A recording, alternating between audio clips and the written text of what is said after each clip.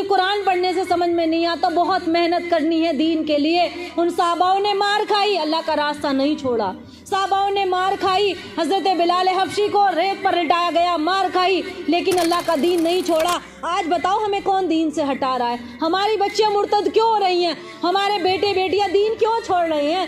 کتنے گناہ کے کام وہ سر انجام دے رہے؟ وجہ یہی ہے کہ سنت والی زندگی، نبی والی سیرت نکل چکی ہے۔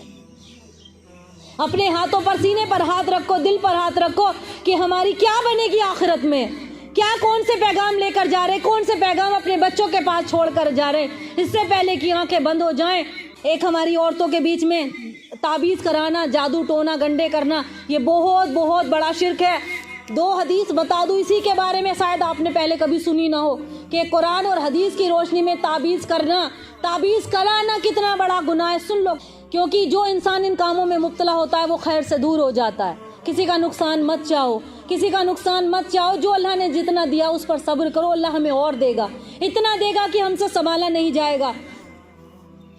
تو ہماری خواتین پنڈتوں کے پاس تک جا رہی ہیں، کیسی کیسی عورتوں، کس کس کی مثال دوں میں؟ بہت گمراہی کا معاملہ ہے۔ اپنے قرآن کو سامنے رکھو، اپنی نمازیں پڑھو، ایسی نمازیں جو اللہ تعالیٰ نے پسند فرمائی، اس کے رسول نے پسند فرمائی ہیں۔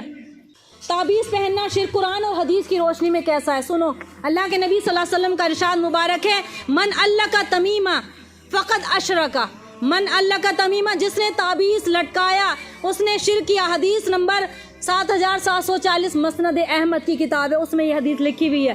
دوسری حدیث، اللہ کے نبی صلی اللہ علیہ وسلم نے ارشاد فرمایا کہ جس نے تعبیز لٹکایا اس نے اللہ اس کی مراد پوری نہ کرے، اور جس نے کوڑی اور گھونگا لٹکایا اللہ تعالیٰ اسے آرام اور سکون نہ پہنچائے۔ کیسے ملے گا زندگیوں میں سکون جب پہلے ہی منع ہو گئی؟ اور یہ کون سی حدیث ہے؟ مسند احمد کی حدیث ہے یہ بھی۔ دوسری، قرآن اور آیات والے تعبیز کا کیا حکم ہے؟ آپ کو کوئی کہتا ہے کہ ہم قرآن کی آیات اور تعبیزات بنا کے لاتے، اس میں لکھا ہوتا ہے، تو اس میں صحابہ اکرام کا کیا معمول تھا؟ اس میں سنو، حضرت ابراہیم نقوی رحمۃ اللہ علیہ سے روایت ہے، سلف صالحین ابن مسعود رضی اللہ تعالیٰ عنہ ان کے شاگردوں کے متعلق فرماتے ہیں، کیا فرمایا کہ کانو یکرہن تمائم کلھا من القرآن غیر القرآن، کیا فرمایا کہ وہ قرآن اور غیر قرآنی ہر قسم کے تمام تعویذات کو ناپسند فرماتے تھے۔ اجازت تو کچھ علماء نے دی ہے قرآن سے، لیکن وہ اکثر کیا اسے ناپسند فرماتے تھے۔ حدیث حضرت حذیفہ بن یمان رضی اللہ تعالیٰ عنہ نے ایک آدمی کو دیکھا جس نے اپنے ہاتھ میں ایک دھاگا باندھا ہوا تھا۔ ہماری عورتیں کیا کرتی ہیں؟ دھاگا باندھتی ہیں آج بھی، کہ کلیئر شریف کا دھاگا ہے، وہاں کا ہے، اگر ہوگا تو کھول دینا جا کے، اگر اس حدیث کے بعد بھی عقل نہیں تو بیکار ہے، پھر بہت گمراہی میں۔ پھر کیا فرمایا کہ حضرت حذیفہ بن یمان رضی اللہ تعالیٰ عنہ نے ایک ایسے آدمی کو دیکھا جس کے ہاتھ میں دھاگا بندھا ہوا تھا اور تعویذ باندھ کر رکھا تھا جس پر بخار کا دم کیا گیا تھا۔ کس کا تعویذ تھا وہ؟ بخار کا، کہ بخار میں باندھ دیتے ہیں نا، کہ بہت تیز بخار تھا، تیز کسی نے بتا دیا ہوگا۔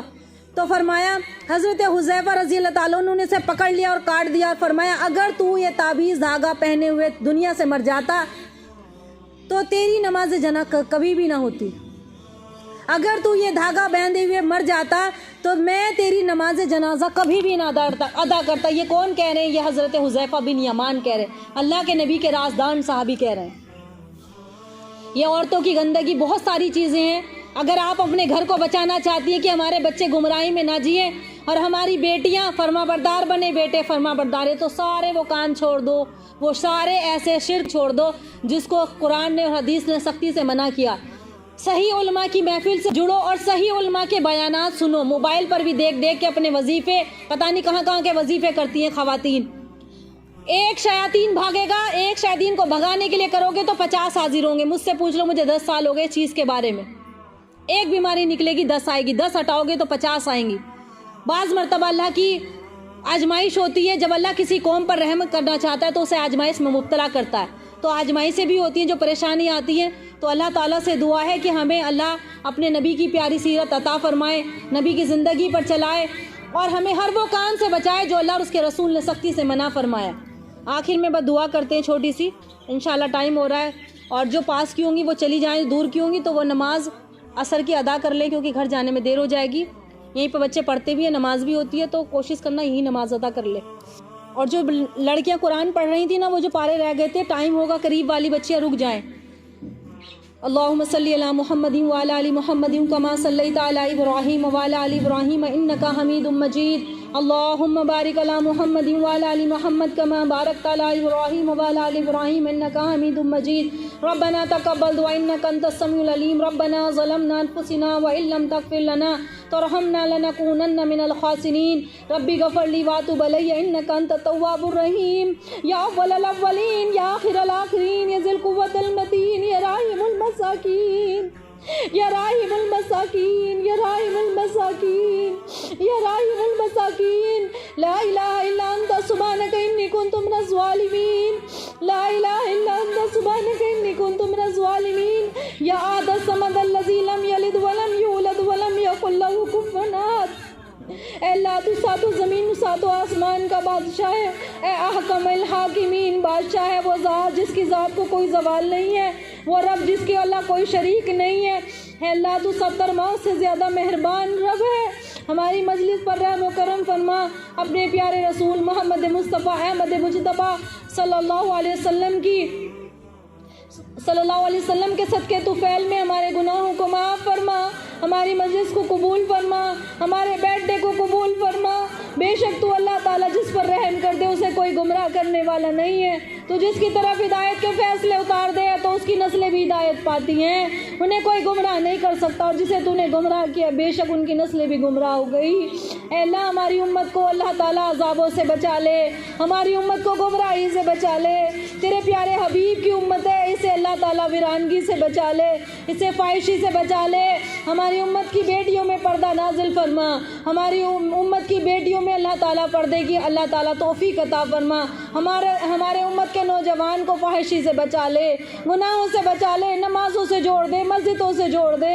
تیرے نبی نے اس امت کے لیے بہت دعا مانگی، اے اللہ میری امت جہنم میں نہ چلی جائے، اے اللہ میری امت جہنم میں نہ چلی جائے، روتے رہے بلکتے رہے، ایسے روتے تھے کہ جیسے ہانڈیاں کھولنے لگتی ہیں۔ آج ہمیں کسی کی پرواہ نہیں ہے، اے اللہ ہمارے اعمال ناموں کو مت دیکھ، ہمارے اعمال ناموں میں تو گناہ بھرے پڑے ہیں، اے اللہ ہماری اچھائیوں کو بھی تو نے جو دیکھا ہے، ہماری برائیوں کو مت دیکھ، اس پہ پردہ ڈال دے۔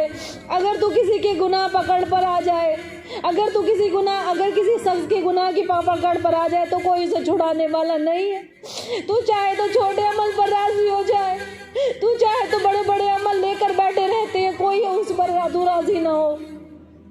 تمام انبیاء آئے تو اس کے سامنے روتے تھے، گڑ گڑاتے تھے، معافی مانگتے تھے، تمام انبیاء امت کی ہدایت کے لیے۔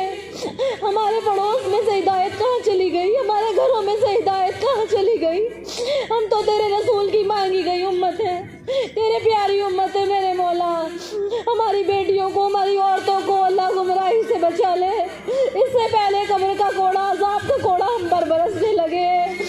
ہم دعا مانگتے تمام بستی والوں کے لیے، ہمارے بچوں کی حفاظت فرما، ہمارے بیٹوں بہوؤں کی حفاظت فرما، ظالم حکمرانوں سے ہماری حفاظت فرما۔ تیرے پیارے نبی نے کھانا نہیں کھایا، بھوکے پیاسے رہے، اس امت کے لیے دعا مانگتے رہے، اے اللہ میری امت جہنم میں نہ جائے۔ آپ کے بدن مبارک پر کپڑے بھی پھٹے ہوئے ہوتے تھے، کئی پیمن لگے ہوتے تھے، اور دعا مانگتے تھے اللہ میری امت کو اچھے لباس عطا فرما، دعا مانگتے تھے میری امت کو اچھے کپڑے عطا فرما۔